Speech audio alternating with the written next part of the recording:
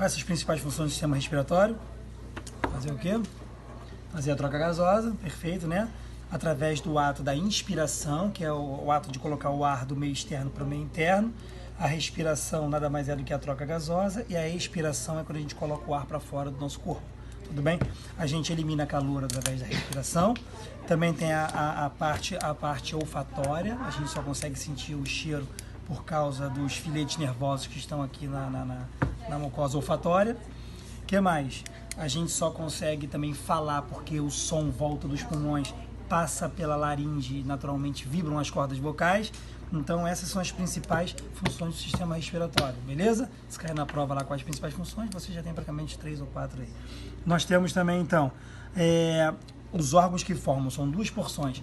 A porção condutora, que são vários tubos que vão conduzindo o ar tanto de dentro para fora, de fora para dentro. E nós temos a porção respiratória, que é formada pelos alvéolos pulmonares, que é ali que vai acontecer a troca gasosa. Tudo bem? Então tudo começa com o nariz. O nariz, vocês estão vendo aqui, que ele é formado por osso e cartilagem. O azul é cartilagem e o branco é osso. Vocês podem apalpar o nariz de vocês aí que tem osso, chega uma hora que fica mole, que é a parte cartilaginosa. Tudo bem? Esse é o nariz que tem como função fazer o meio campo do meio externo com o meio interno. Consequentemente, a gente vai ter a cavidade nasal, que é lá dentro. A cavidade nasal, ela vai ser responsável por algumas funções. Filtrar, aquecer e umedecer o ar. Para melhorar a cavidade nasal, que é lá dentro. A cavidade nasal, ela vai ser responsável por algumas funções. Filtrar, aquecer e umedecer o ar. Para melhorar a troca gasosa, tudo bem? Então, para ter uma boa troca gasosa, é importante que o ar seja aquecido, filtrado e umedecido aqui nessa estrutura que vocês acabaram de conhecer como cavidade nasal. E a cavidade nasal, ela tem algumas limitações, né? Tem algumas delimitações. Por exemplo, embaixo é o palato ósseo e o palato muscular e a úvula, né? Todo esse acabamento. A úvula é um acabamento do palato muscular que tem como função impedir o refluxo também do líquido do alimento para a cavidade nasal. E nós temos também o que? As conchas nasais, que são paletas que ficam localizadas na lateral da cavidade nasal e tem como função fazer o quê? Fazer um turbilhonamento no ar para poder melhorar a troca gasosa. Beleza? E aí nós temos um septo nasal que estaria aqui, que seria uma parede. Septo é parede. Então o septo nasal estaria aqui, né, separando a cavidade nasal direita da cavidade nasal esquerda.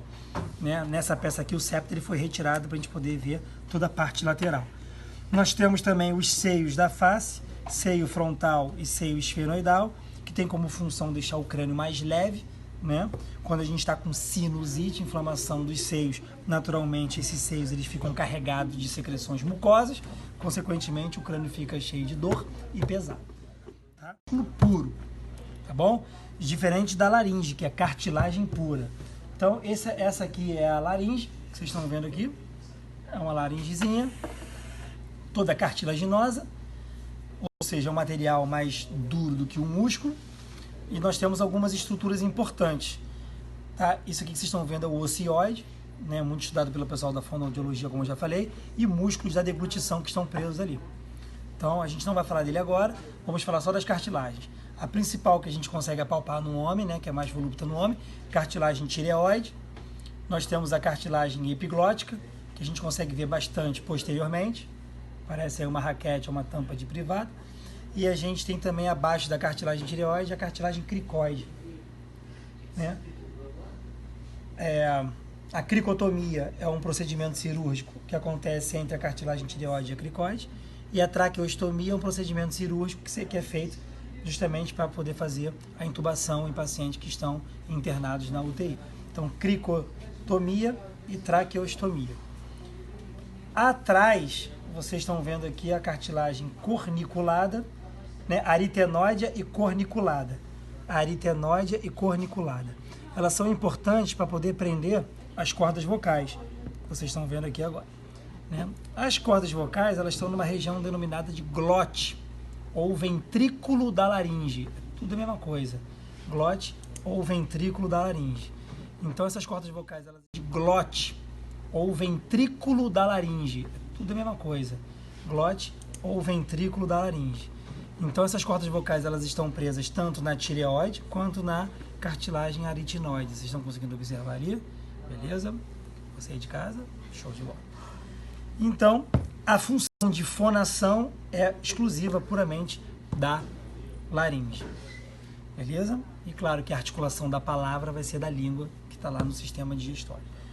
Bem, então, o próximo órgão que a gente vai encontrar é a traqueia.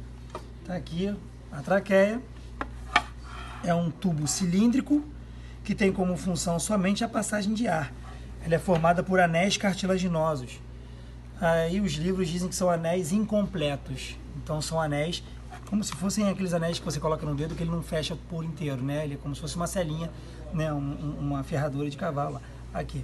Eles não são fechados atrás. Por quê? Porque tem um músculo chamado de músculo traqueal. Esse músculozinho aqui está em íntimo contato com o esôfago.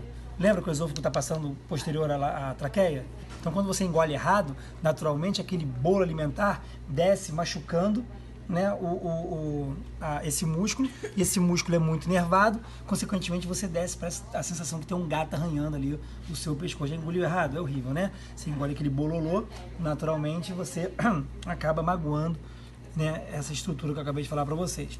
Então tá aqui a traqueiazinha, né? Vou falar para vocês. Então tá aqui a traqueiazinha, né, formado pelos anéis cartilaginosos, e depois a continuação são os brônquios. Tudo isso que eu estou falando é porção condutora de ar. Vamos lá. Então, os brônquios, né, eles continuam, é uma continuação da traqueia, né, chamam de carina, essa bifurcação, que caiu na prova lá que vocês ficaram bravos com os monitores. Carina. Então, brônquio principal esquerdo, brônquio principal direito. O brônquio principal direito ele é mais curtinho. O brônquio principal esquerdo ele é mais compridinho, dá para observar aqui? Legal? E depois dos brônquios principais, quando eles entraram lá no hilo pulmonar, quando eles entraram no pulmão, consequentemente,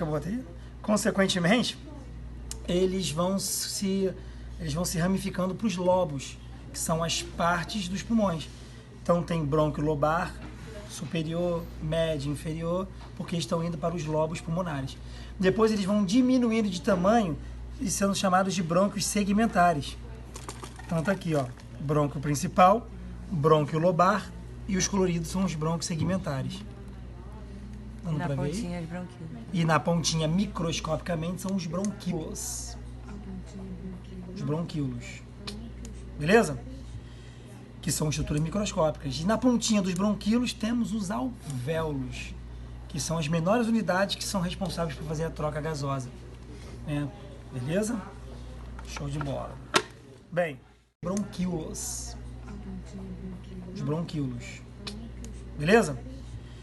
Que são estruturas microscópicas. E na pontinha dos bronquíolos temos os alvéolos, que são as menores unidades que são responsáveis por fazer a troca gasosa.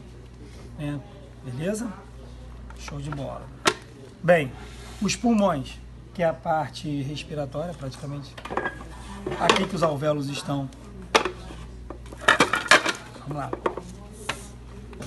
Então, os pulmões estão aqui, né? Direito e esquerdo. A diferença deles é que o pulmão esquerdo é menor, um pouquinho menor do que o direito. O pulmão direito, nós vamos ter 3 lobos para 2 fissuras. Lobo superior, lobo médio, lobo inferior. Fissura horizontal, fissura oblíqua. Separando esses 3 lobos. O pulmão esquerdo, ele só tem 2 lobos, o lobo superior e o lobo inferior, separado pela fissura oblíqua. Então, lobo superior e lobo inferior.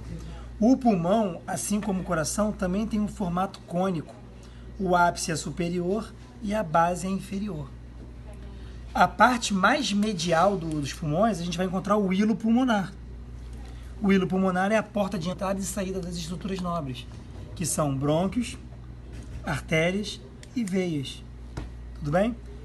Os pulmões ficam repousados no diafragma, protegidos pelas costelas.